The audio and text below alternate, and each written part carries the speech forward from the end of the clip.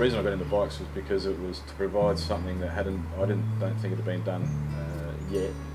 People restore bikes to make them look like they used to look. So I sort of take the point where I restore bikes to give them a new life. So why make them look like they used to? Give them a contemporary twist and then put them back out. Every bike that I do has a unique story and a name. And then from that point, when it came to the Bulmers bikes, I chose to do the two bikes because of a story of Henry Bulmer's parents, the Reverend and Mary. And so when they ride through the orchard on a Sunday after a sermon, then you can only imagine that they were loving life and loving that they were riding through something their son, and I guess through the Reverend's eyes, God had created for them to ride through. So with that came a warmth for me when I sort of got that story into me, and that might sound a little bit contrived, but at the time when I was coming up with a story for the Bulmers bike, I had to honour what I'd been doing previously and also what I plan to do in the future. So it was easy to come up with a story of how I perceived Mrs. Fairweather's venture to Ireland to see them. I decided to design for the Pear cider. I particularly like the green of that brand. So in my head, obviously, I imagined what the Reverend would ride, and obviously the Reverend being a conservative man back in the day, I thought the bike needed to be fairly conservative for him, so I kept that largely black.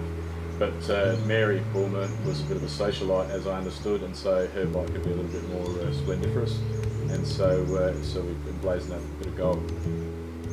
In Adelaide, there seems to be a brotherhood of people that get together and help each other out. I'm only a newbie to the cycling world here, but one guy in particular, Sam, who owns a local bike shop called Treadley Bike Shop, I contacted him for some newborn tape for the handle grip around the men's bike, and he didn't have the black left in stock, but he was willing to get his dad to bring down some from the hills to help me out, and I just think that was just a step beyond, and it was excellent. The bikes are both discarded bikes, as previously mentioned. I've taken both those bikes and stripped them back and maintained the parts from both bikes in its entirety. I didn't have to source any new parts for the bikes except for the saddles and the hand grips and chains. But so the bikes are stripped, then taken to a powder coater where they were sandblasted and powder coated in the black and the green, as you see.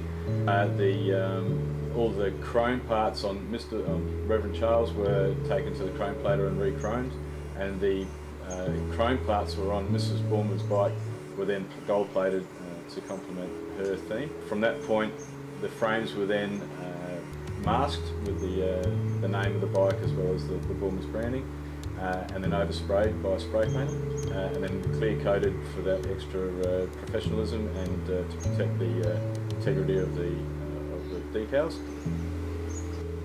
Just to be honest, I haven't actually ridden either of the bikes. I'm a little bit too worried. I think I've only ever ridden one of the bikes that I've made in the time, and I'm not sure whether it's a superstition or whether it's I'm not sure if it breaks on me then. No, I haven't. I may take the Reverend Charles for a spin, but I generally don't. I just maybe wheel them and in a leap of faith.